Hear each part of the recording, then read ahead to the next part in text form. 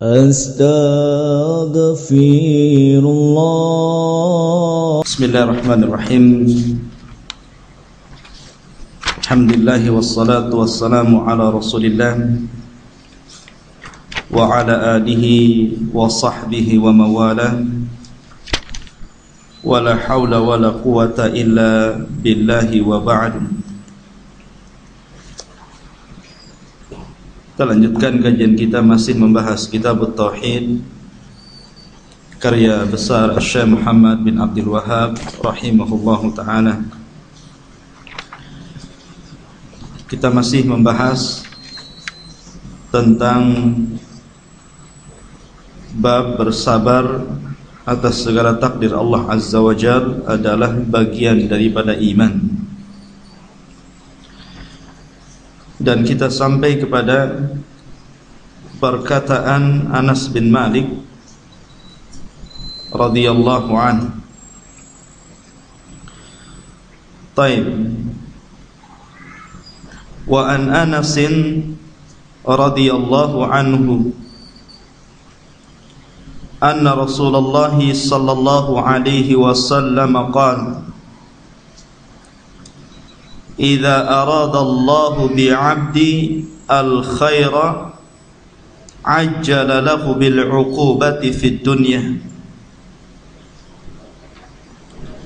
wa idza arada bi'abdihi asy-syarra amsaka 'anhu bi dhanbihi hatta yuwafiya bihi yaumal qiyamah. Dari sahabat Anas radhiyallahu an menuturkan bahwa baginda sallallahu alaihi wasallam bersabda, bila Allah menghendaki kebaikan untuk hambanya, maka ia menyegerakan hukumannya di dunia. Dan apabila Allah menghendaki kejelekan untuk hambanya, maka ia menahan hukuman dosanya di dunia sehingga ia akan memikulnya dengan utuh pada hari kiamat.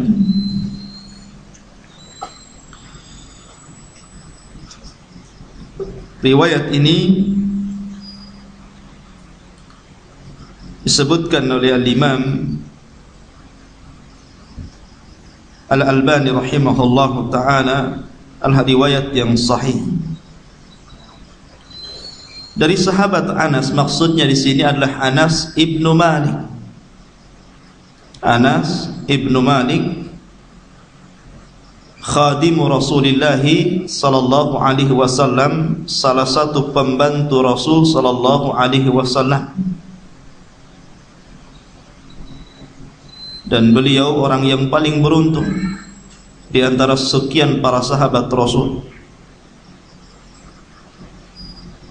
Dahulu ibunya Ummu Sulaim, atau dikenal dengan Rumaysah bintu Milhan atau Ummu Anas,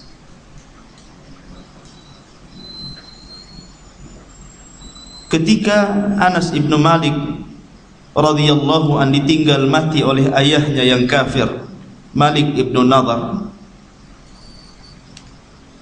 maka tentu seorang janda ketika mengurus anaknya sendirian akan kerepotan,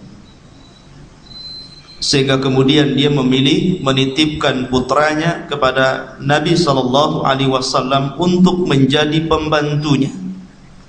Dan Anda bisa bayangkan, ikhwan, kebesaran seorang ibu menitipkan anaknya untuk menjadi pembantu. Antum punya anak, diserahkan ke saya, Ustaz, ambil anak saya jadi pembantu Ustaz. Kira-kira ada yang mau enggak? Enggak ada yang mau. Enggak ada yang mau orang tua nyerahkan anaknya untuk menjadi pembantu, enggak digaji lagi. Sementara pekerjaan pembantu itu kan beda, dianggap rendah di masyarakat. Akan tetapi Anas ibnu Malik radhiyallahu an bukan berarti menjadi pembantu menjadi kelas rendah, tidak. Justru dia orang yang beruntung di dunia ini karena dia menjadi pembantu Nabi kita Muhammad sallallahu alaihi wasallam. Dia paling tahu dengan Rasul. Makanya kelak Anas bin Malik menjadi ilmuwan Islam, karena banyak riwayat yang diriwayatkan dari Nabi sallallahu alaihi wasallam. Sehingga dikisahkan bahwa tidak ada salat dari sekian para sahabat yang lebih mencontoh salatnya Rasul daripada salatnya Anas ibnu Malik. Wajar, Anas ibnu Malik paling paham dengan Rasul, bagaimana cara Nabi memasang sandal, melepas sandal, masuk ke dalam kamar mandi, keluar, begitu seterusnya. 9 tahun Anas berada di lingkungan keluarga Nabi sallallahu alaihi wasallam. Dia orang yang paling beruntung. Makanya dia menjadi ilmuwan Islam dan dianggap dari 7 sahabat yang paling banyak meriwayatkan hadis Nabi sallallahu alaihi wasallam. Anas ibnu Malik. Tapi tidak heran, karena ibu Anas bin Malik, Rumaysah bintu Milhan, lah seorang ibu yang tangguh. Dia bukan seorang ibu yang ahli ibadah saja, tapi dia juga pemberani. Rumaysah bintu Milhan jago berperang. Ya, walaupun perempuan bisa mengangkat senjata, bisa memainkan pedang, bisa mengangkat panah dan begitu seterusnya, bahkan berkuda. Rumaysah bintu Milhan luar biasa. Bahkan ketika banyak bangsawan Arab yang mengetahui jandanya Rumaysah bintu Milhan, banyak di antara mereka yang ingin melamarnya. Karena waktu itu belum ada larangan orang Islam menikah dengan orang kafir. Karena larangan seorang muslim menikah laki-laki kafir itu belakangan. Ketika itu belum turun tentang larangan seorang muslimah menikah dengan orang kafir. Datanglah Abu Talha radhiyallahu an melamar beliau. Siapa yang tidak kenal Abu Talha? Orang kaya, seorang pemberani. Bahkan Nabi SAW menggambarkan keberanian Abu Talha dalam jihad. Kata Nabi SAW, "Sautuka fil jaishi ya Abu Talha khairun min alfi rajulin." Teriakanmu di tengah-tengah tentara perang, wahai Abu Talha, lebih baik daripada 1000 pasukan. Bayangkan, kalau gaungannya saja, teriakannya saja lebih baik daripada 1000 tentara, gimana cara berperangnya? Kalau suaranya saja sudah menakutkan orang, itu baru suaranya, baru deh takut semua, belum lihat orangnya. Mana? Berarti menunjukkan keberanian siapa? Abu Talha. Sampai Rasul mengatakan seperti itu. La sautuk ya Abu Talha fi jaisin asyad min alfi rajulin. Suaramu di tengah-tengah barisan perang, wahai Abu Talha, lebih baik daripada 1000 pasukan. Sudah ganteng, kaya, pemberani lagi. Tidak ada wanita yang tidak bisa menolak Abu Talha kecuali Ummu Sulaim. Bukan karena kurang berani, dia seorang pemberani. Bukan karena dia miskin, tidak, dia orang kaya. Dia bahkan seorang pejabat di tengah kaumnya. Tapi penolakan Ummu Sulaim kepada Abu Talha karena apa? Karena kekafiran dia. Padahal ketika itu belum ada larangan seorang muslimah menikah dengan orang kafir. Tapi Ummu Sulaim menolak, tidak mau menikah dengan Abu Talha. Alasannya apa? Satu, karena dia kafir.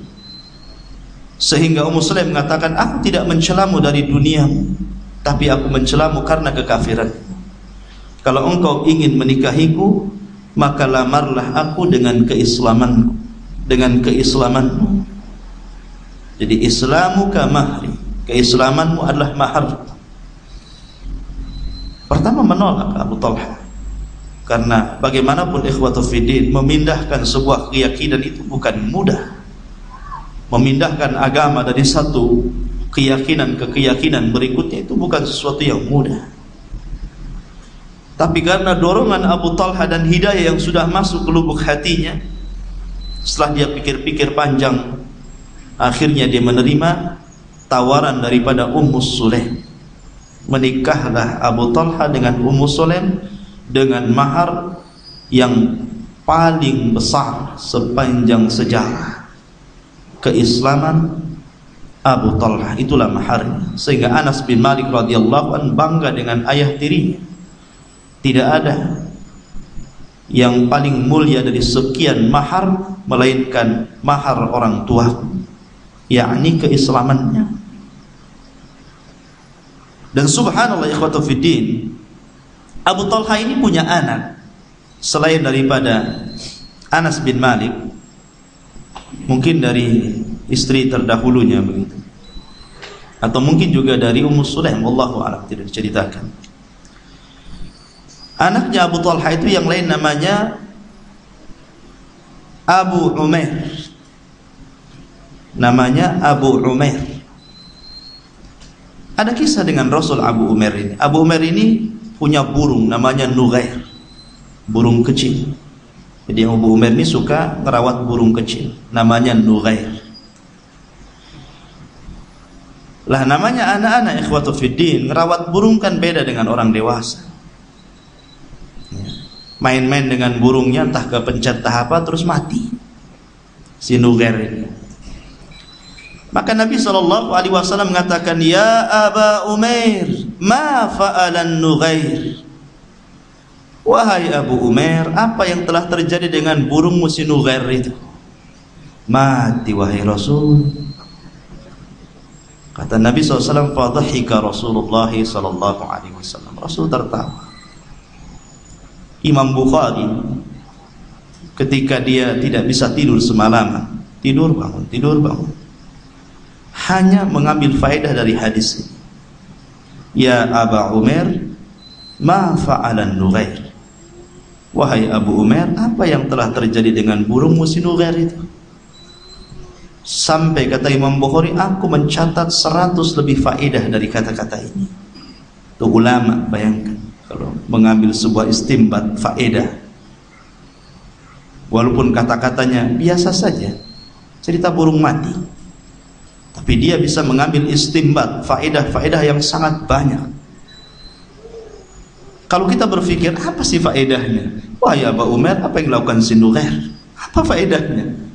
Nggak ada kan kalau kita yang berpikir. Tapi kalau ulama yang berpikir, banyak faedah di situ. Luar biasa. Lah Abu Umair ini suatu ketika sakit parah. Sementara ayahnya Abu Talha radhiyallahu anhu sedang berperang. Akhirnya Abu Umair ini karena sakitnya terlampau parah meninggal di pangkuan Ummu Sulaim. Meninggal di pangkuan Ummu Sulaim. Sementara Abu Umair ini anak kesayangan Abu Talha. Karena Anas sudah ikut bersama Rasul, tidak ada serumah lagi dengan mereka, sehingga mereka hanya serumah dengan Abu Umair putranya. Tiba-tiba sakit keras dan meninggal dunia di pangkuan Ummu Sulaim. Abu Talha tidak tahu. Ya. Maka seisi rumah menangis, menjerit gitu kan. Karena ini orang kaya gitu kan, otomatis banyak pembantunya, banyak keluarga besarnya. Menangis semuanya, berteriak, karena Abu Umair ini adalah penerus tahta daripada kekayaan Abu Talha. Tapi Ummu Sulaim mengatakan kepada keluarganya, kalau kalian datang untuk menangisi Abu Umair, keluar dari rumah ini. Kalau kalian datang hanya untuk menangisi Abu Umair, fakhruji, keluar kalian, suruh keluar. Jangan pernah bercerita tentang kematian Abu Umair kepada Abu Talha. Nanti saya yang akan menceritakan kepadanya. Dilarang sama Ummu Sulaim. Lihat bagaimana ketegaran seorang muslim, wanita Islam. Maka ketika Abu Talha datang dari peperangan, semua keluarganya diam.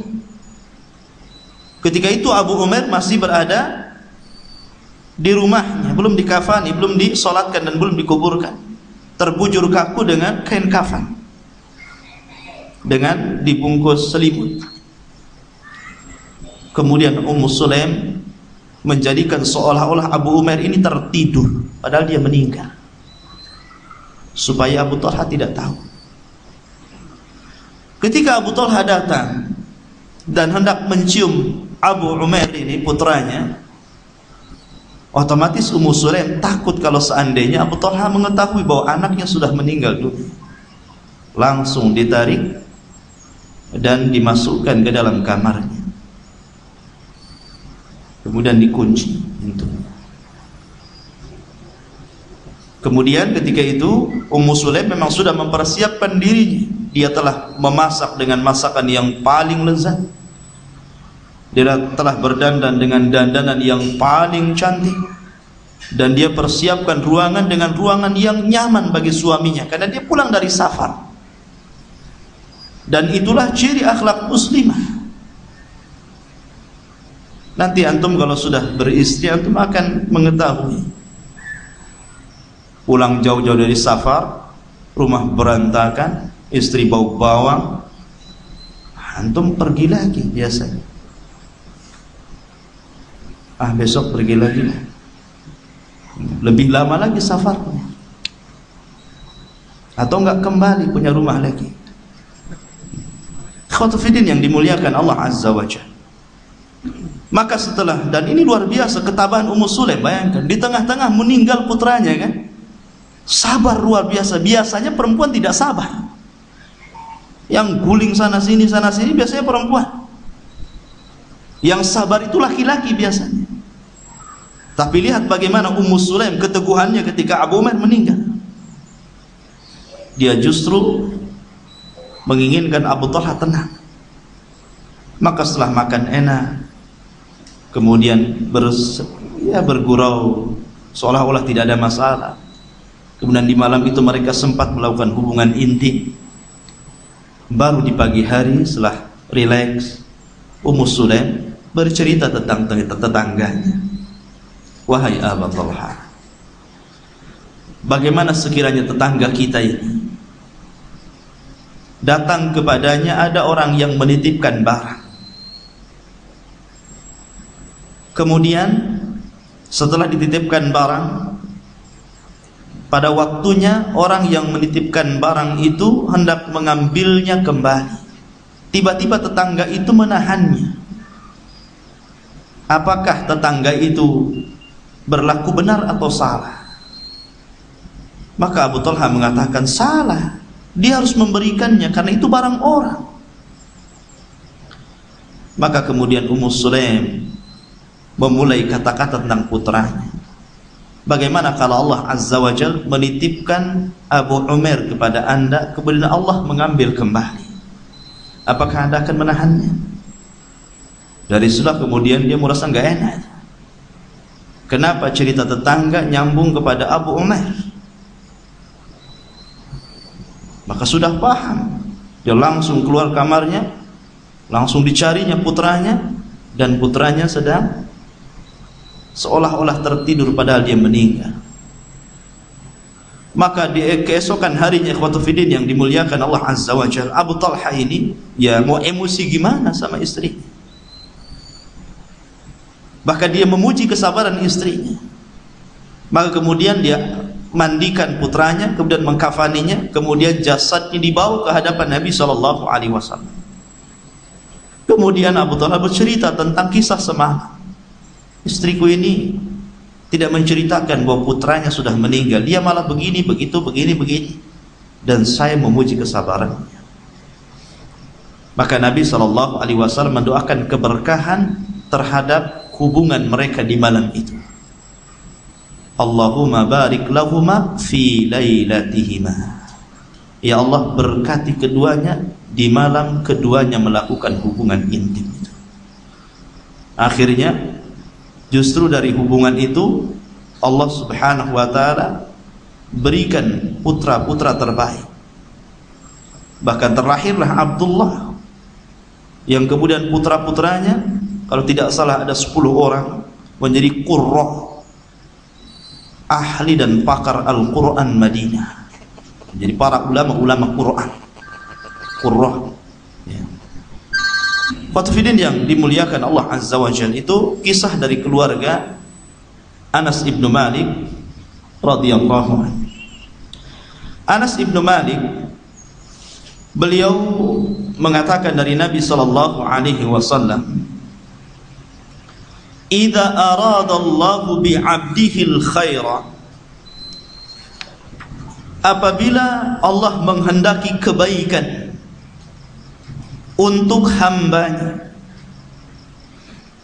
ajjala lahul 'uqubata fid dunya, biasanya Allah akan menyegerakan hukumannya di dunia. Jadi Allah Subhanahu wa ta'ala kalau berkehendak baik kepada orang, orang ini dinilai baik di sisi Allah Azza wa Jalla, maka Allah Azza wa Jalla akan mempercepat hukumannya di dunia. Mungkin diberikan musibah, sakit, mungkin diberikan musibah dengan kelaparan, dan begitu seterusnya.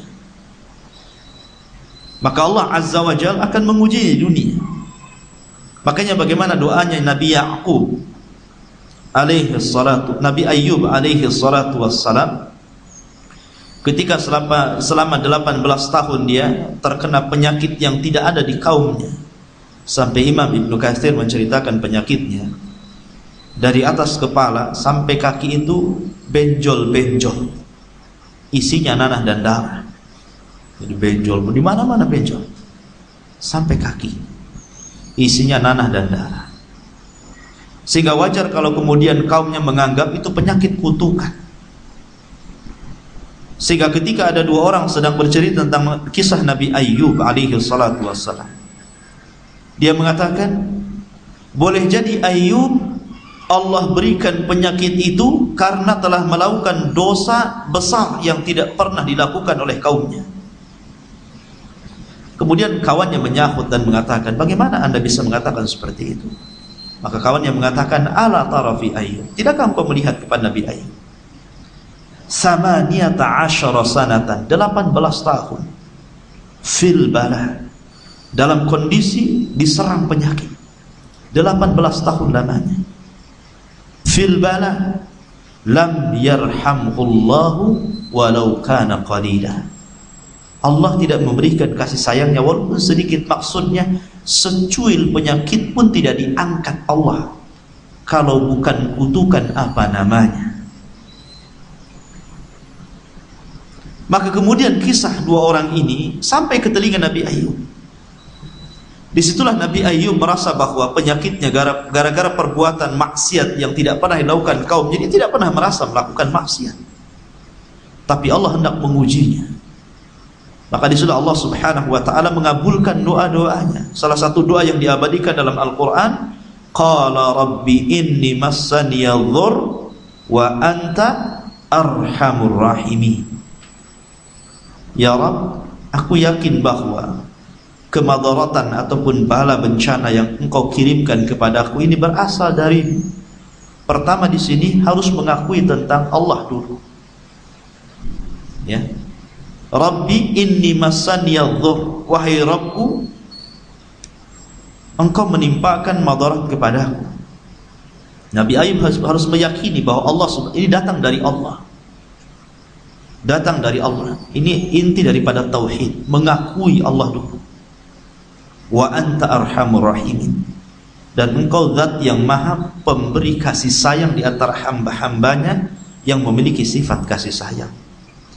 Artinya seolah-olah Nabi Ayyub mengatakan bahwa tidaklah engkau memberikan ujian kepadaku melainkan karena kasih sayangmu kepadaku. Seolah-olah Ayyub mengatakan seperti itu. Makanya nanti dalam hadis berikutnya bahwa Allah apabila mencintai sebuah kaum, maka Allah akan menguji kaum itu. Jadi Allah kalau mencintai hambanya, maka Allah akan segerakan hukumannya di dunia. Tapi sebaliknya ikhwan, wa idza arada bi 'abdihi syarra amsaka 'anhu bi dzambi. Apabila Allah menghendaki keburukan, bahwa orang ini dinilai buruk sama Allah Azza wa Jalla, justru Allah akan menahannya. Menahan apa? Hukuman dosanya Allah tahan. Biarkan dulu, dibiarkan sama Allah. Dia bermaksiat dengan hartanya, justru malah dilimpahkan hartanya. Kalau dia berhenti dengan maksiatnya, justru seret maksiatnya. Ada orang yang seperti itu, ikhwan. Ada ikhwan kita cerita kepada saya, Ustaz, kalau saya dulu waktu suka berjudi, na'udzubillah, suka berzina, main perempuan, pokoknya banyak maksiat, rezeki kok kayaknya dilapangkan gitu. Ada aja duit itu, habis-habis. Tapi ketika taubat dari situ, seolah Allah Subhanahu wa ta'ala seretkan rizkinya gitu kan. Dia tidak tahu bahwa ketika dia bermaksiat kepada Allah berikan nikmat, itu hanya semata istidraj.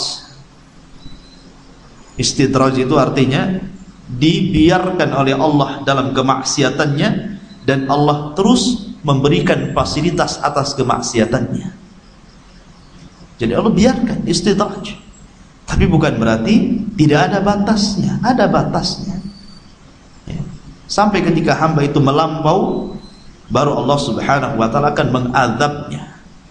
Bahkan dalam hadis ini, sehingga ia akan memikulnya dengan utuh pada hari kiamat.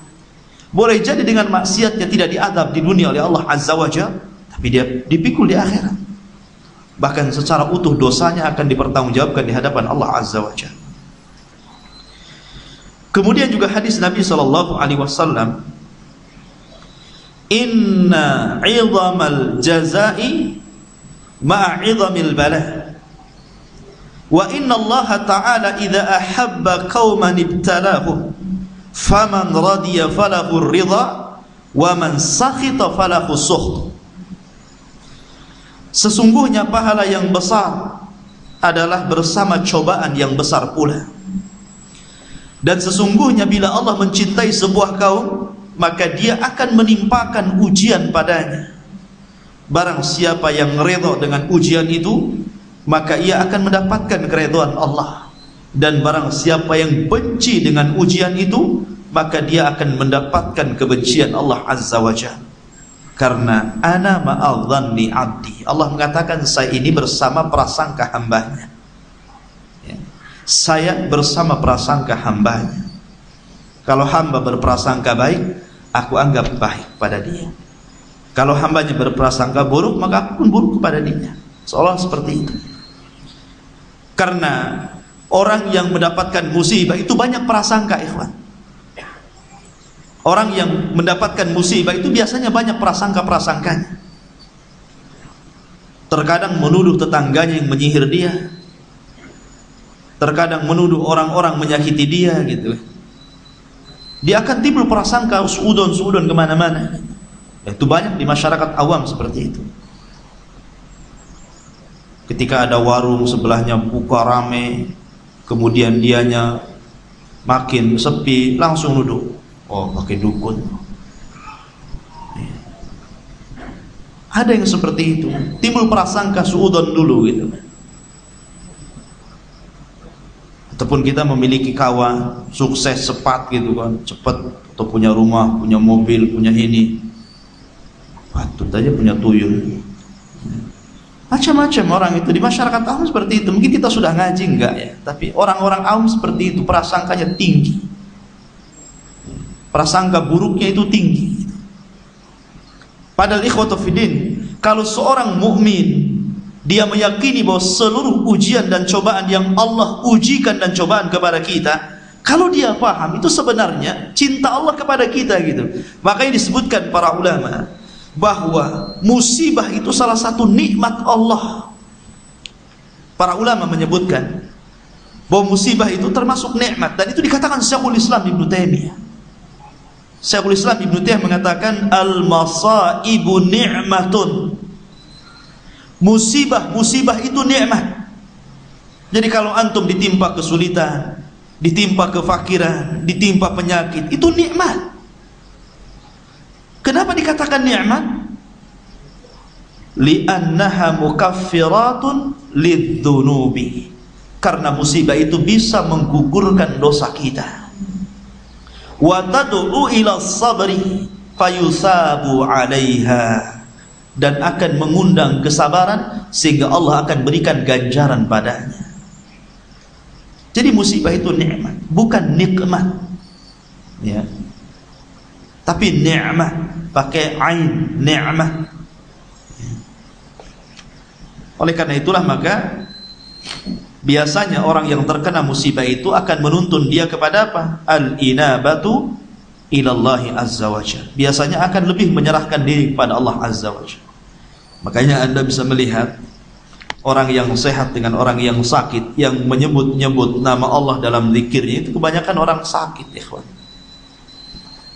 Coba antum sekali-kali ziarah ke Awal Bros, atau kemana di sini, Harapan Bunda, atau kemana, rumah sakit Batam, ya. Cari pasien-pasien muslim yang sedang sakarat, ya. Biasanya mereka subhanallah, saya apabila mengunjungi ada berapa ikhwan gitu kan yang sedang sakit terbaring di sana, banyak Allah disebut di situ, banyak orang yang berzikir di situ. Cuman terkadang ketika Allah berikan kesembuhan mereka lupa. Disinilah kadang-kadang sabda Nabi SAW berlaku, ta'arraf ilallah firraha ya'rifka fisyiddah. Kenali Allah di waktu lapang, engkau akan dikenali Allah di waktu susah.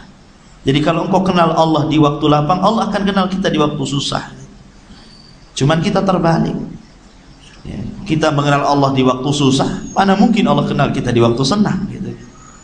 Karena hadisnya nggak begitu. Kenali Allah di waktu senang, baru Allah akan mengenal kita di waktu susah. Wallahu a'lam. Saya harus lebih dampar. Subhanaka wa bihamdika asyhadu an la ilaha illa anta astaghfiruka wa atubu ilaik.